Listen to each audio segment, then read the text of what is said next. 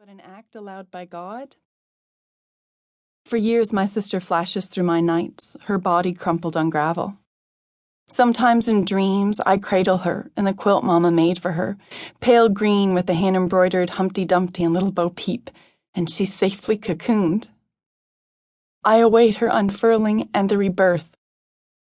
Instead, the earth opens wide and swallows her up. At the grave's precipice, our feet scuff dirt and chunks of the firmament fall away. A clod of dirt hits the casket, shatters over my little sister with the white blonde hair, the little sister who teased me and laughed. And the way she'd throw her head back and laugh, her milk-white cheeks dimpled right through with happiness, and I'd scoop close all her belly-giggling life.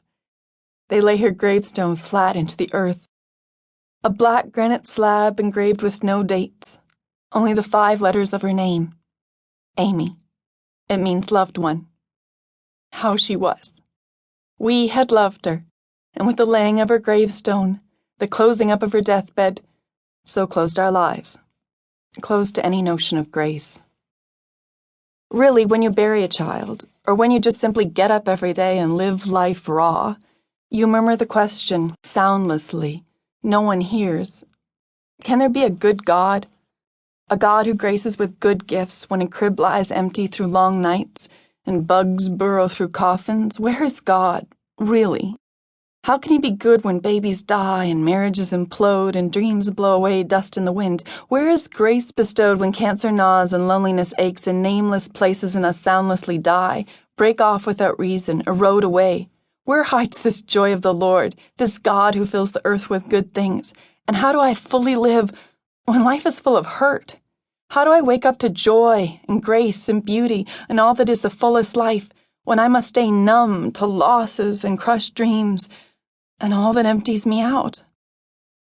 My family, my dad, my mama, my brother and youngest sister. For years, we all silently ask these questions. For years, we come up empty. And over the years, we fill again with estrangement. We live with our hands clenched tight. What God once gave us on a day in November /deep? Who risks again?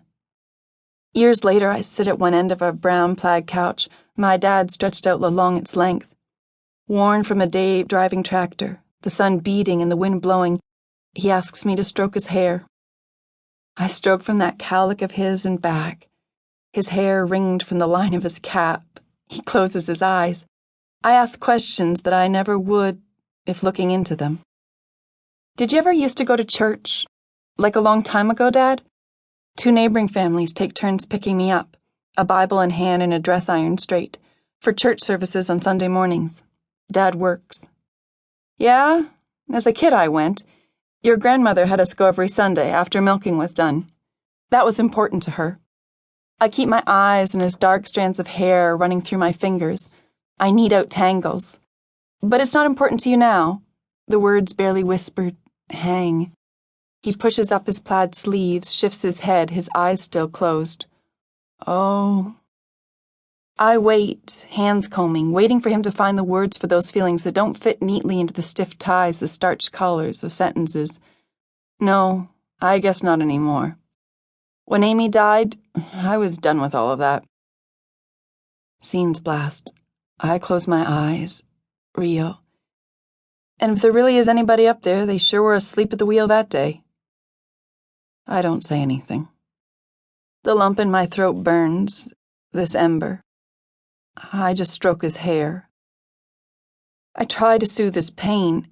He finds more feelings. He stuffs them into his words. Why let a beautiful little girl die such a senseless, needless death? And she didn't just die. She was killed. That word twists his face. I want to hold him till it doesn't hurt, make it all go away. His eyes remain closed, but he's shaking his head now, remembering all there was to say no to that hideous November day that branded our lives. Dad says nothing more. That shake of his head says it all. Expresses our closed hands, our bruised shaking fists. No. No benevolent being, no grace, no meaning to it all. My dad, a good farmer who loved his daughter the way only eyes can rightly express, he rarely said all that. Only sometimes.